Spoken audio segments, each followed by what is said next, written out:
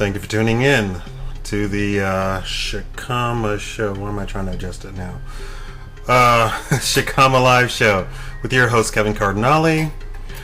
Brought to you by Boundless Enterprise LLC in association with www.lasvegasnevadadui.com. Now, this particular series I'm going to start is called my Confessions series. This is things that happen to me and stuff that I'm interested in. Today, I'm going to confess to you that I used to what is commonly known as astral project. No, I'm not a Wiccan, I'm not a witch, I'm not a warlock, I don't believe in the evil beings granting me powers. This is something that I did. Now, let me set the stage for you and I'll get to the astral projection. My mother got divorced, so you already know that there's going to be something traumatic, right? When I was about 6 years old or so. Because she was still fairly young, I was 6, she was 26, right? She was still fairly young, and I was never really a kid. She could trust that she could leave me in the house and I wouldn't burn it down, I wouldn't catch myself on fire, I wouldn't drown myself, stuff wouldn't go wrong, because I never really was a kid. I've always been acted sort of just like this. Can you imagine? 6-year-old acting like this? Yeah. So anyway, however, I was still a kid, 6 years old. She would leave. She would come home from work. I would come home from school, unlock my own door. I was a latchkey kid. Unlock the door myself, go in the house myself, lock it up, and do my studies, because I've always been intellectual. And watch, turn on Sesame Street or whatever it was, the electric company. Whatever. That's when I was in America. And we'll get to that later also. She would come home later, 2 hours or 3 hours later, cook dinner, and then sometimes she would leave. Well, let me tell you this situation.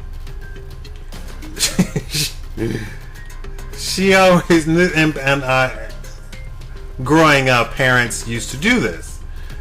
The living room was off limits to me. So, in order to keep the living room off limits, all the lights in the living room would be completely turned off. So, for most of the house is lit, and then this one section of the house was completely and utterly dark.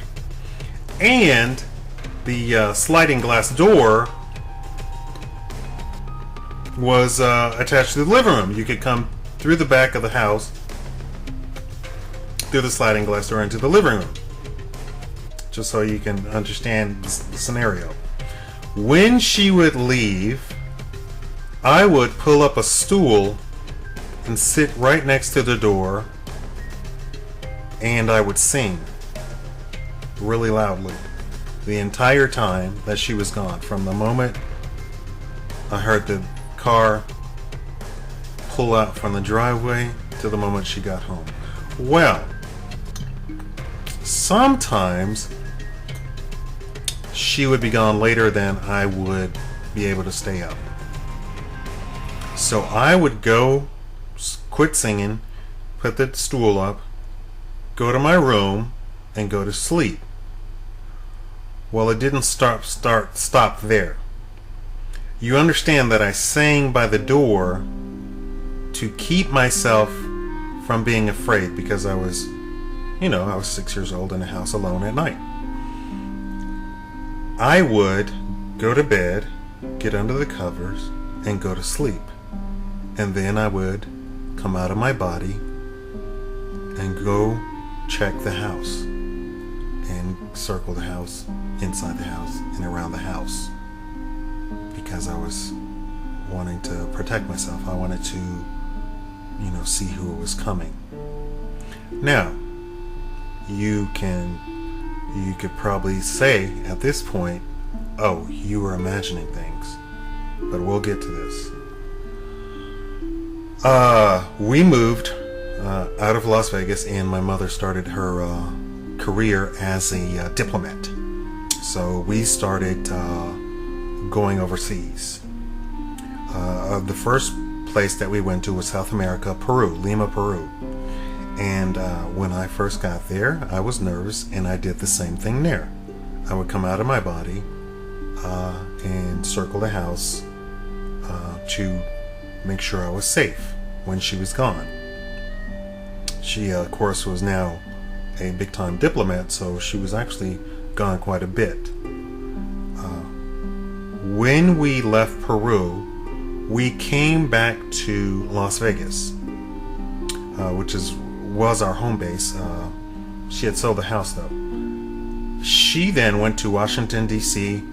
to prepare for her next assignment as a diplomat. I stayed in Las Vegas, and I stayed with my aunt.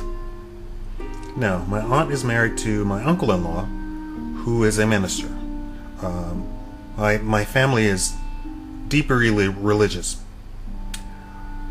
My aunt and uncle own tons of houses and what have you. So, and one of the houses was a business for foster care. She had a two or three story house. At the time, her foster care business was depleted, or she was out. She was out of children at the time. So I stayed in that house. So the very first day that I stayed there, I came home. I flew in, and I went to that house, and it was in the daylight still, but I was on like South American time or whatever. Or whatever it was. For some reason, I went to bed in the day. It was still daylight. It was a new house, a very large house, and I was nervous. So I came out of my body, and I checked around the house to protect myself. Well, as I was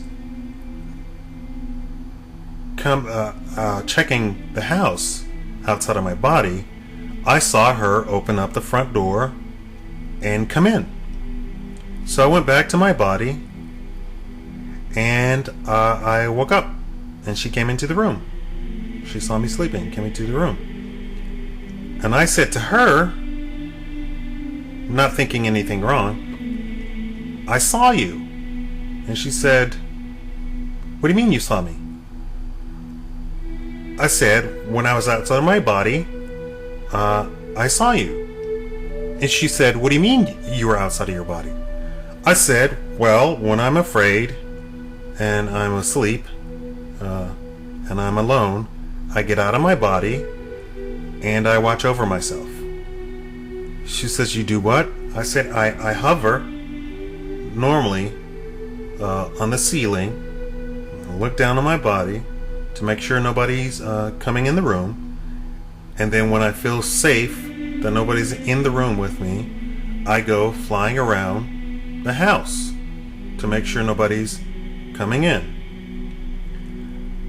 She then took me to the living room and sat me down and said, don't ever do that again. And she went into that if you come out of your body, you're not inside of your body. And when you go back in, try to get back into your body, demons could be in the body, and you will die. So you won't be able to get back into your body. She said, swear to me, from this day forward, you will never ever come out of your body. From that day forward, I never came out of my body. I used to have visions, all sorts of stuff. This was before this day.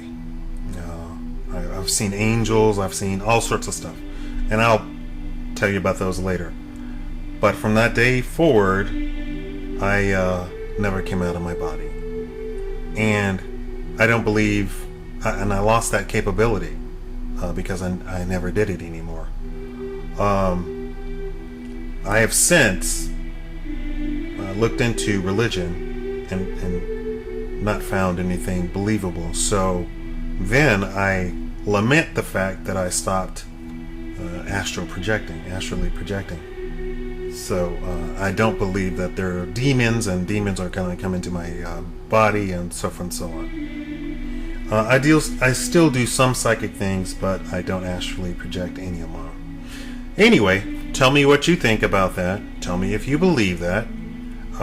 Tell me if you have experience with that. And tell me what you think.